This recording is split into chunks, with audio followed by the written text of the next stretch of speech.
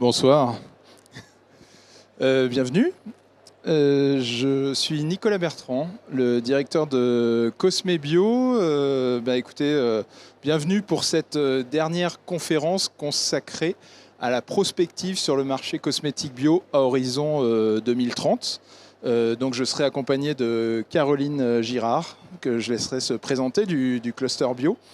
L'objectif de cette présentation, c'est de donner les orientations que peuvent prendre le marché de la cosmétique bio, ce qu'on peut aussi mettre en place pour contribuer à dynamiser le marché. Voilà, parce que c'est vrai que notre marché, la particularité, c'est qu'il a connu une forte croissance entre 2016 et 2020, une croissance à 2 chiffres. On reste sur une croissance, en tout cas jusqu'à 2021, mais c'est vrai qu'il subit aussi les effets de certains facteurs qui ont tendance à freiner le marché. Voilà, donc l'objectif de la prospective, c'est d'imaginer quels sont les scénarios, quels sont les chemins que peut prendre le marché de la cosmétique bio. Merci Nicolas. Donc moi c'est Caroline du Cluster Bio. Donc je suis en charge des projets de marketing opérationnel et projets internationaux. Tu m'as un petit peu spoilé mon intro. Ouais, mais je m'entends vachement, c'est bizarre. Du coup, je voulais vous poser la question parce qu'on va parler de prospective. Donc vous, quand vous entendez ce mot, les mots-clés qui ressortent chez vous, si vous pouvez nous donner une ou deux réponses. L'avenir, je ne sais pas, les chiffres à l'avenir. À l'avenir. Vous avez d'autres choses à nous dire? Les tendances? Tout à fait ça.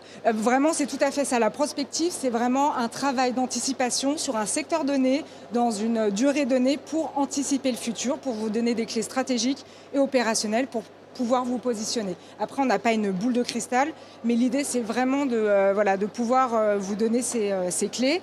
Donc nous, pourquoi aujourd'hui on est là? C'est parce qu'en 2014, avec le Cluster Bio, on a, dans le cadre de notre convention d'affaires, les Bio & Days, on a réuni des experts du bio, mais pas que du bio, pour travailler sur les futurs possibles du bio en alimentaire et en cosmétique.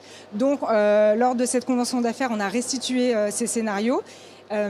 Et du coup, ensuite, il y a eu 3 mises à jour successives parce que le temps avance. 2014, pour nous, c'était à horizon 2025. Donc là, aujourd'hui, le travail touche à sa fin. On est quasiment en 2023. Et du coup, on voulait faire un arrêt sur image, vous donner des clés de compréhension parce que le contexte, il est quand même compliqué. Donc, c'était l'idée. On va commencer par prendre un petit peu de hauteur avec des facteurs macro-environnementaux parce que le contexte, je le répète, mais il est compliqué. Ensuite, Nicolas vous présentera les données marché.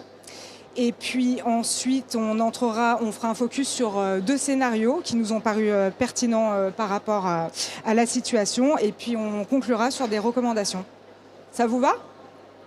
Donc, on va commencer. Ah oui, mais du coup, t'as pas... Donc ça, c'était la première slide. Alors, les facteurs macro-environnementaux.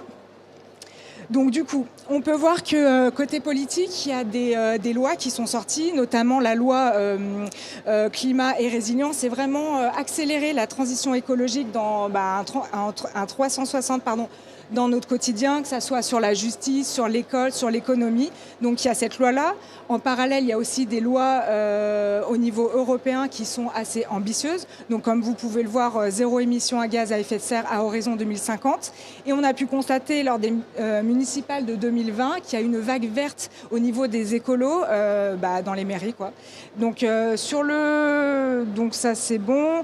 Sur le contexte législatif aussi, vous la connaissez, la loi anti-gaspi. On a aussi la plateforme impact.gouv qui permet un capitalisme responsable et qui permet aux entreprises en fait de renseigner toutes leurs données environnementales, de gouvernance et sociétales également. Si vous avez des questions, vous n'hésitez pas à nous le dire. Alors oui, c'est sûr qu'on n'a pas que des bonnes nouvelles, mais de toute façon, on est tous au courant parce qu'on écoute tous les infos. Là, on est dans un contexte économique qui est complexe. On a une inflation qui est forte en France. Du coup, ce qui se passe, c'est qu'entre la crise du prix de l'énergie et puis l'inflation, en fait, le consommateur, il est obligé d'arbitrer ses achats à un moment donné et ça peut aussi impacter notre secteur. Donc, de toute façon, vous le savez, je ne vous apprends rien, mais c'est important aussi de se le redire. Aussi, côté, on va dire, démographie, côté aussi... non, c'était quoi mon titre, pardon, sociétal, voilà. Au niveau de la société, on a vu qu'après le premier confinement, il y a eu vraiment une vague de néo-ruraux, en tout cas de gens qui voulaient aller s'installer dans les campagnes, qui voulaient complètement changer leur mode de vie. Donc pareil, cette ruée vers un autre mode de vie plus cool, où on n'a pas tout sous la main, ça peut aussi impacter le secteur. Et en parallèle aussi, on a une baisse de la fécondité. Et quand on sait que les familles avec enfants, c'est vraiment les premiers consommateurs bio, on peut aussi s'interroger sur les impacts que ça peut avoir à plus ou moins moyen terme sur notre secteur. Et pour finir, et voilà, vous le voyez, c'est le climat, c'est compliqué. On a vécu un été caniculaire, on a eu des sécheresses sans précédent. C'est pareil, ça peut aussi impacter le secteur des cosmétiques avec toutes les cultures qui n'ont pas eu assez d'eau, un rendement plus faible et du coup des sous-productions et des prix qui grimpent. Donc je suis désolée, c'était pas super fun ma partie. D'ailleurs, j'ai toutes les parties moins fun, mais je vais laisser la parole à Nicolas pour les données marché. Oui, donc on le voit, on a à la fois un contexte politique qui est plutôt favorable à la prise en compte des aspects environnementaux dans la consommation. Un contexte aussi malheureusement environnemental lié au réchauffement climatique qui quand même va questionner forcément le consommateur. Mais en parallèle, c'est vrai qu'on a un contexte économique du fait de l'inflation, du pouvoir d'achat d'ailleurs réel ou supposé qui a tendance à baisser, qui peut impacter le marché. Donc maintenant, si on fait une photographie à l'instant T du marché de la cosmétique bio, on voit que c'est un marché qui a connu une forte croissance, notamment depuis 2016, je le disais en introduction, une croissance à 2 chiffres jusqu'à 2020. Même en 2021, si on prend le chiffre d'affaires cosmétique bio des adhérents de Cosme Bio, on est quand même sur une croissance de 9%. Donc on est quand même sur une tendance robuste. Après, il est vrai que les chiffres de 2022 sont beaucoup moins favorables. Ce qui est intéressant aussi de constater sur ce marché, c'est qu'il touche aujourd'hui de plus en plus de monde.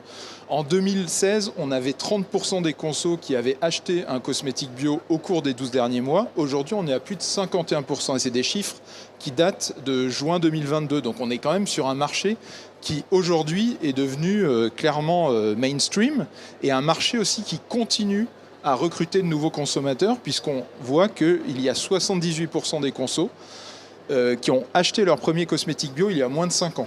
Donc c'est un facteur positif.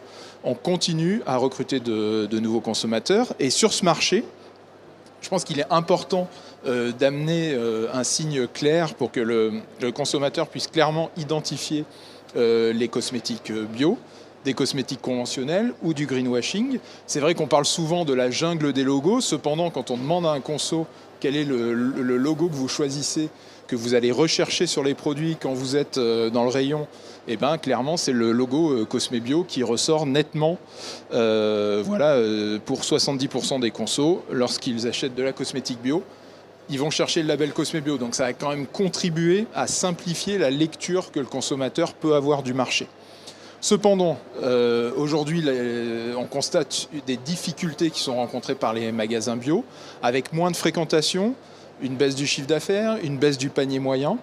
Et forcément, s'il y a moins de fréquentation, même si avant, un consommateur en magasin bio passait 27 fois dans son magasin et qu'au final, maintenant, il va passer 24 fois, et forcément, ça va aussi impacter la consommation de cosmétiques bio. Et malheureusement, on ne peut pas forcément compter sur le... Je suis désolé, c'est un petit peu négatif, mais on finira sur une note positive, je vous le promets. On ne peut pas forcément compter sur le relais de la grande distribution, puisqu'on voit que malheureusement, la courbe de la croissance, donc il y a toujours de la croissance en grande distribution, la cosmétique bio continue à prendre des parts de marché sur le conventionnel, mais malheureusement, on a un peu tendance à s'aligner. Donc là, vous avez la croissance pour l'alimentaire en rouge et la croissance pour la cosmétique en bleu.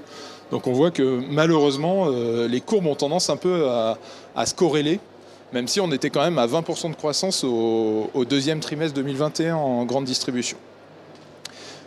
Donc voilà un contexte qui questionne des interrogations, des incertitudes. Et dans ce contexte-là, qu'est-ce qu'on peut imaginer comme chemin pour notre secteur, la cosmétique bio? Parce que pour les retardataires, vous êtes ici sur le stand de Cosmé Bio, voilà, l'association de la cosmétique bio, et qui fête ses 20 ans. Et donc, quel scénario on peut imaginer pour le futur? On en a retenu 2 sur les 4 qui avaient été élaborés à l'origine.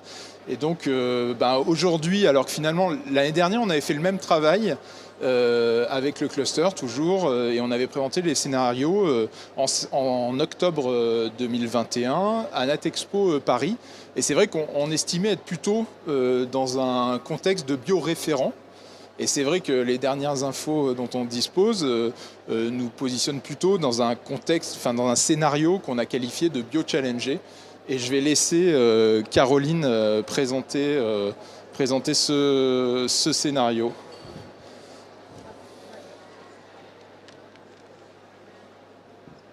Oui, donc le bio challengé, donc le résumé du scénario, en fait, c'est que le bio continue à croître, mais de manière ralentie, parce qu'on a en face une distribution spécialisée bio qui est fragilisée et qui rentre en plus en... Ah pardon, mais c'est que je monte... Et qui rentre en plus en compétition économique et réglementaire avec le conventionnel. Donc les grandes étapes de ce scénario, c'est du coup, après la crise Covid qu'on a vécue, quel monde d'après ? Quel est le monde d'après? Pour l'instant, il n'est pas super rose. C'est aussi un marché qui est contraint par le pouvoir d'achat qui est toujours plus restreint des consommateurs. C'est un sourcing en plus qui est très complexe par rapport au prix des matières premières, qui a été en plus aggravé avec la crise ukrainienne. Désolée, c'est vraiment pas drôle, mais je me dis, j'arrête pas d'annoncer des trucs pas très drôles. Et la montée du conventionnel avec les clean labels, le naturel, qui viennent vraiment dans la tête du consommateur, le perdre un petit peu par rapport à tout ça. Et on a ce réseau bio qui a des difficultés et enfin un développement du nombre d'acteurs sur le marché. Donc, le prix des huiles végétales s'envole. Enfin, je suis sûre que vous avez dû tous le constater ici dans la salle. D'ailleurs, d'après les données de Cosmé Bio, 73% des adhérents affirment avoir identifié des risques de pénurie sur les huiles végétales. Donc, on peut se poser aussi la question sur l'impact du coût répercuté sur le produit final et du coup dans le contexte du pouvoir d'achat qui est assez contraint en ce moment. Donc ça, c'est pour les huiles végétales avec des prix aussi très très chers. Au niveau du bio-challengé, la montée de la RSE au sein du conventionnel. Donc on voit qu'il y a beaucoup de communication des grosses marques. Je vous ai mis 2 exemples avec Lush, qui les fondateurs luttent vraiment pour la cause animale du coup, font signer des chartes d'engagement à leurs fournisseurs du monde entier, sachant qu'en Europe c'est obligatoire depuis 2013, mais là c'est vraiment sur le monde entier, donc ils sont très précis et très vigilants là-dessus. Où on a la marque Shiseido avec leur gamme Hulé, une beauté raisonnée avec un éco-packaging, une ferme verticale en France pour la culture des plantes. Donc tout ça, en fait, ces gros acteurs, en fait, ils viennent sur le terrain du bio avec les valeurs du bio. Et dans la tête du consommateur, c'est un petit peu compliqué de faire la part des choses. Donc la transition est faite avec les clean labels, tout ce qu'on peut voir sur des produits, cette montée en puissance. En fait, ces pseudo-labels, il y en a de partout, sur tous les produits, mais en fait, ils n'ont aucune certification. Donc le consommateur, il est perdu. En plus, il a pléthore d'applis pour vérifier si son produit est sain ou pas, mais dans ces applications, il n'y a pas le bio qui ressort en plus dedans. Donc ça fait toute une tonne d'informations qui est très compliquée à comprendre. Et c'est là aussi où on peut se dire que ces labels, c'est ce que j'ai dit juste avant, mais ils ne sont pas du tout sur les mêmes valeurs du bio. Il n'y a pas du tout la même chose derrière. Et ça, c'est vrai qu'il y a vraiment, je pense, un pas à franchir pour vraiment que le consommateur il différencie bien ces choses-là. Et pour finir, au niveau de l'évolution du nombre nombre d'acteurs, du coup, le marché devient concurrentiel, parce que si vous voyez ce graphique, en fait, c'est le nombre d'adhérents Cosme Bio. Il fait que croître depuis 2016 et on arrive aujourd'hui à 560 adhérents en 2022. Donc vraiment, ce qui est chouette, mais du coup, ça fait aussi plus de concurrence sur le marché. Donc voilà pour le scénario du Bio Challenger. Du coup, je vais laisser Nicolas présenter le bio référent qu'on préfère. Merci Caroline. Donc l'objectif, en effet, c'est pas de regarder le marché qui baisse, de se dire que c'est difficile. C'est difficile aussi pour d'autres secteurs d'activité. Je pense qu'on peut agir collectivement pour revenir dans un scénario beaucoup plus positif pour le marché de la cosmétique bio, et un scénario qu'on a qualifié de bio-référent.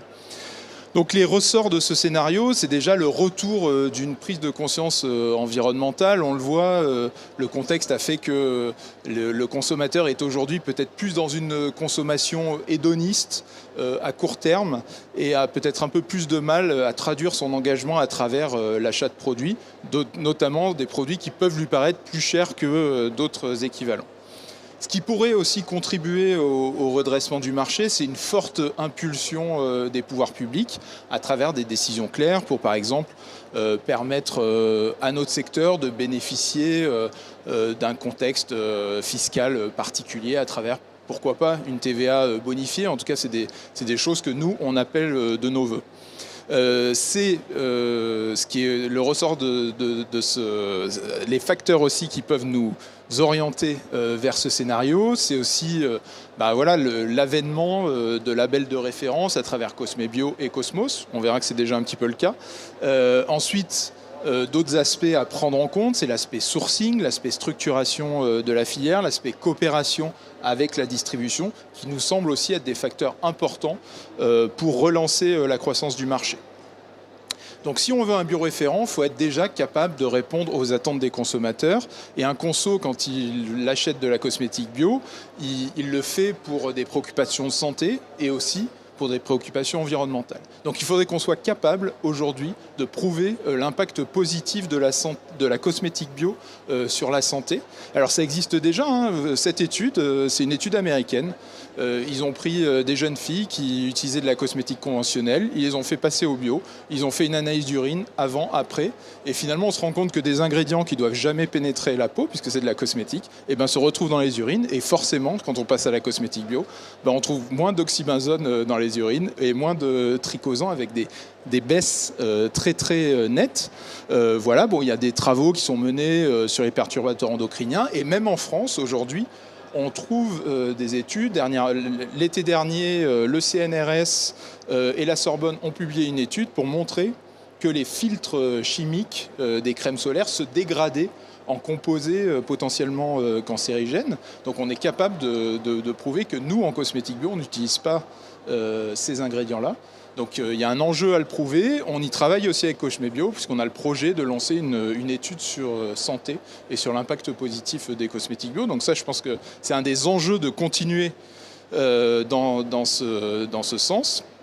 Autre enjeu, c'est faire du lobbying, faire valoir notre impact positif sur la société auprès des pouvoirs publics. C'est des travaux qu'on mène notamment au sein de la Maison de la Bio, chez Cosme Bio, au sein d'Impact France. Et on le voit qu'il y a quand même une dynamique, on l'a vu en introduction, une dynamique de soutien aux démarches environnementales. Et par exemple, pour citer qu'un seul exemple, aujourd'hui, il y a un objectif de 25% de la SAU en bio en 2030 au niveau européen.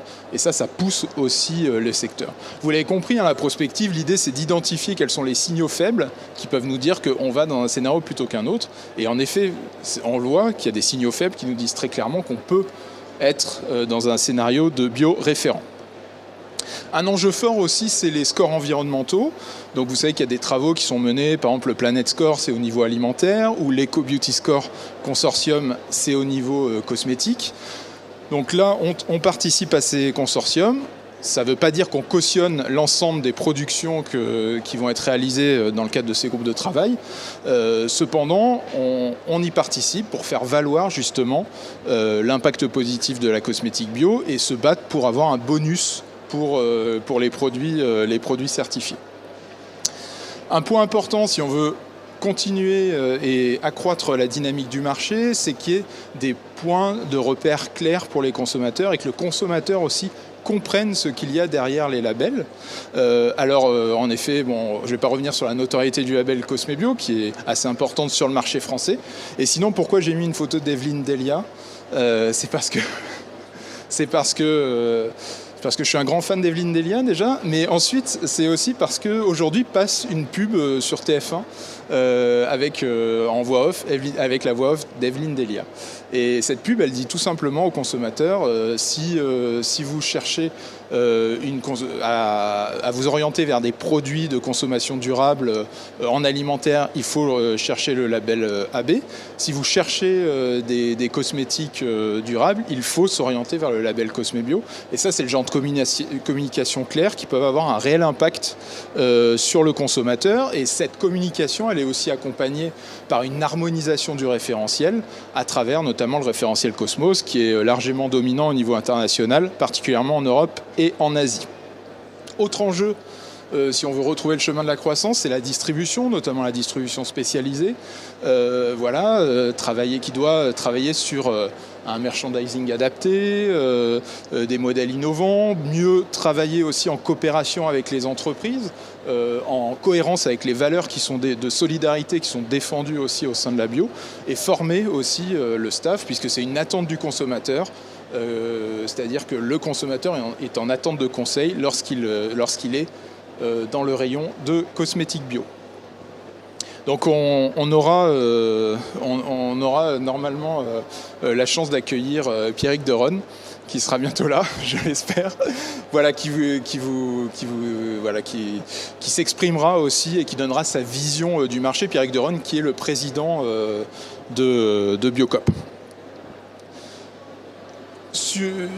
La particularité aussi de notre secteur, c'est qu'on a été capable d'être pionnier sur certains modes de consommation, le solide, le vrac, le réemploi. Il y a aussi un enjeu à le rester.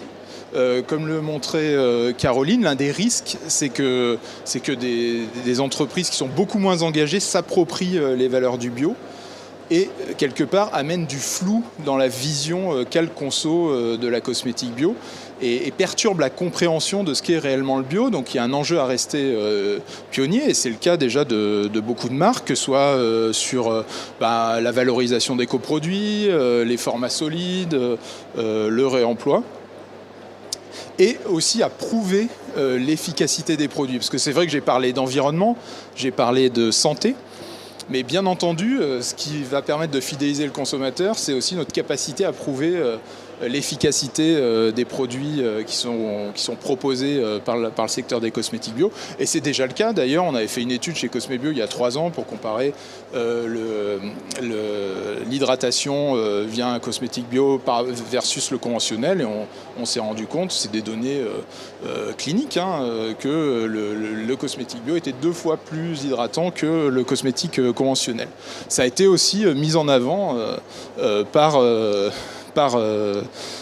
60 millions de consommateurs, et on voit que c'est le deuxième point qui pourrait quelque part freiner la consommation de cosmétiques bio après le prix.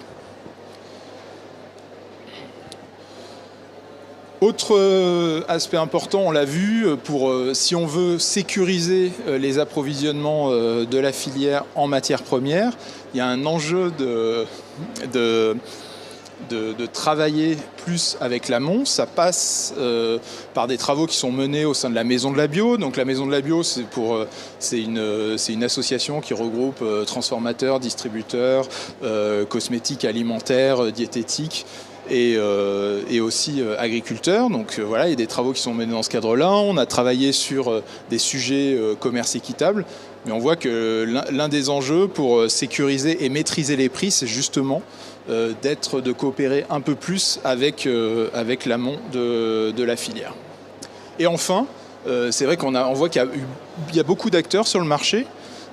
Si on veut peut-être contribuer, imaginer se développer plus rapidement. On peut aussi aller chercher cette croissance à l'export à travers les pays asiatiques qui sont largement prometteurs en termes de croissance, même si aujourd'hui la part du bio est relativement faible sur le marché, ou pourquoi pas aux États-Unis. Voilà, donc à court terme, qu'est-ce qu'on peut faire ? Ça va être déjà il y a un enjeu d'informer et d'accompagner le consommateur, de rappeler les bases du label. C'est déjà un engagement énorme d'être certifié, de faire venir, comme le dit notre président qui va s'exprimer juste après, de faire venir la police chez soi, d'être contrôlé, de respecter un cahier des charges qui est publié et public. Voilà. Autre enjeu, donc, c'est mieux communiquer aussi vis-à-vis de ses consommateurs. Et puis, en parallèle, dynamiser la filière, donc se regrouper pour porter la voix du bio auprès des pouvoirs publics et essayer aussi de faire valoir cet impact positif encore qu'on a sur la société. Pourquoi pas aussi se regrouper pour mieux maîtriser le sourcing en matières premières, innover et si possible en lien avec la distribution. C'est vrai qu'on attend beaucoup de la distribution bio pour aussi contribuer à cette dynamique de marché et puis enfin viser l'international. Voilà, donc on vous remercie grandement de votre attention.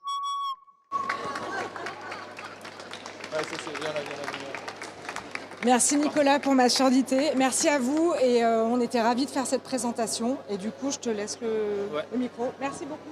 Voilà, donc si vous voulez rester avec nous, on a le plaisir de vous inviter à un petit cocktail. Et puis surtout en conclusion, parce que c'est les 20 ans de l'association Cosme Bio, c'est pour ça que c'était important aussi pour nous. On a célébré ça avec nos adhérents en juin, mais c'était aussi important pour nous de profiter de l'opportunité d'être réunis ensemble sur le salon Natexpo pour vous faire part des projets qu'on a dans le futur. Donc pour illustrer cette prospective, donc on attend Pierrick Deronne et puis aussi je vais laisser la parole à Romain Ruth, le président de Cosme Bio et DG de Florum. Et juste après, on va boire des verres en fait, c'est ça. C'est au moment où on m'appelle en général, c'est le moment où on boit des verres. Je ne sais pas pourquoi.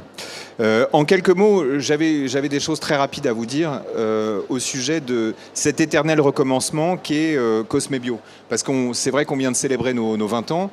Et il y a 20 ans, on était déjà précurseurs. Il y a 20 ans, on essayait déjà de donner de la clarté, d'essayer de dissiper le flou de cette cosmétique faussement naturelle qui existait à l'époque. Et aujourd'hui, par vague, on se retrouve encore avec de la cosmétique pseudo-naturelle. On se retrouve avec une norme ISO 16128 contre laquelle on s'est beaucoup battu et qui continue en quelque sorte à polluer l'esprit du consommateur. Et on se retrouve aussi avec beaucoup d'évocations, beaucoup de flou. Et cet éternel recommencement, même si Cosme Bio, comme Nicolas vous l'a expliqué, même si finalement Cosme Bio est devenu le référent, incontestablement, j'attire d'ailleurs votre attention sur un sujet, c'est sur le fait que quand on pose la question au consommateur de quel est le label référent, il répond tout simplement c'est le label Cosme Bio, même si ce n'est pas en assisté.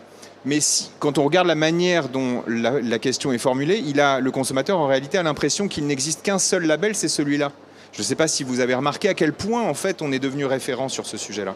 Et malgré cela, cette démarche en fait, cette démarche nous a permis effectivement d'être le référent et du coup d'avoir une position, en quelque sorte une position partagée, parce qu'on est beaucoup d'adhérents, on est plus de 500 entreprises, mais d'avoir une position qui est très enviée par une cosmétique conventionnelle qui paradoxalement se pare des vertus de la naturalité.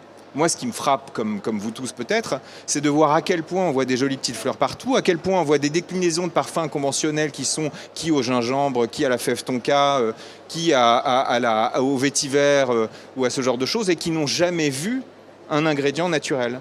De la même manière, il y a une chose qui me frappe, c'est à quel point l'ingrédient naturel est au cœur de la revendication d'efficacité, à quel point on la trouve peu dans la cosmétique conventionnelle et beaucoup dans la cosmétique biologique. Et c'est vrai que cette inversion de valeur, quelque part, devrait nous permettre à l'avenir, même si le marché est ce qu'il est en ce moment, c'est-à-dire il a déjà été plus dynamique, mais quelque part, le verre est dans le fruit du côté de la cosmétique conventionnelle. Je pense qu'on peut continuer à prendre la cosmétique conventionnelle dans ce qu'elle a de pire à son propre jeu. Maintenant qu'elle est partiellement certifiée, bizarrement, on n'entend plus que la cosmétique biologique colle ou est peu efficace ou ce genre de choses, puisque les grands groupes ont tous des marques de cosmétique biologique. De la même manière, on s'aperçoit qu'à mesure que l'ingrédient naturel est mis en avant à l'intérieur de la cosmétique conventionnelle, eh bien, l'efficacité de cet ingrédient naturel, puisque l'argan ou le rosier muscat ou ce genre d'ingrédients naturels sont les revendications principales de ces marques de cosmétiques conventionnelles, eh bien on se retrouve aussi à pouvoir prendre la cosmétique conventionnelle à son propre jeu. Ça, il faut le dire, ça, il faut le répandre, et c'est un petit peu pour ça que je prends le micro en permanence. C'est pour répéter ce genre de choses, pour faire en sorte que on continue avec les référents et peut-être que la distribution nous aide à continuer à l'être. Je vois Pierrick qui arrive au bon moment, le voilà. On discute de ce genre de choses assez souvent, c'est-à-dire à quel point on essaye de faire en sorte que la cosmétique biologique ait toute sa place dans les rayons et une place unique dans les rayons. Et de mon point de vue, je continue à le répéter, mais Pierrick doit en avoir marre de m'entendre dire la même chose, je continue à dire que l'enjeu principal reste celui de l'efficacité bien sûr, mais celui de la santé par la beauté et de la beauté par la santé. Et c'est vrai que c'est ce qui a fait notre force jusqu'ici, même dans les petites crises qu'on a connues, du côté de la cosmétique conventionnelle qui nous ont nourris, je pense aux parabènes bien sûr, il y a quelque temps, et je pense à tous ces matériaux qui existent encore et qui sont dans les 5% de la cosmétique naturelle, cette boîte de Pandore, encore une fois, dans la cosmétique naturelle, on peut mettre 95% de naturel et 5% de catastrophe à l'intérieur. Et c'est ces 5% qui font la différence. Voilà. Donc c'est pour ça que la certification reste la référence logique et reste la référence de santé logique. Et c'est ce qu'on doit trouver dans les rayons de Biocop. Et d'ailleurs, voilà. Merci Pierrick d'arriver à l'heure. Du coup, j'ai raté la présentation. Mais... Alors, j'ai échangé avec Nicolas. Alors déjà, bon anniversaire à Cosme Bio. Bon anniversaire à tout le monde. C'est une belle réussite, je pense, en tout cas. Donc, effectivement, n'ayant pas entendu ce qui était dit avant, c'est pas simple. Mais je parlais surtout de la santé, dans la place de la santé dans les rayons. Ça m'étonne pas. Voilà. Donc, oui, alors, peut-être un petit mot sur... la situation actuelle dans le bio, la manière dont on pourrait voir les choses pour la suite et les 20 prochaines années. Je pense que c'est effectivement, il y a un vrai sujet autour de la santé. Les consommateurs consomment bio pour leur santé, notamment en France, essentiellement beaucoup en France. Et donc continuer sur ce terrain-là, le terrain de la certification que Cosme Bio a beaucoup travaillé avec son propre cahier des charges, sa propre certification, c'est hyper important.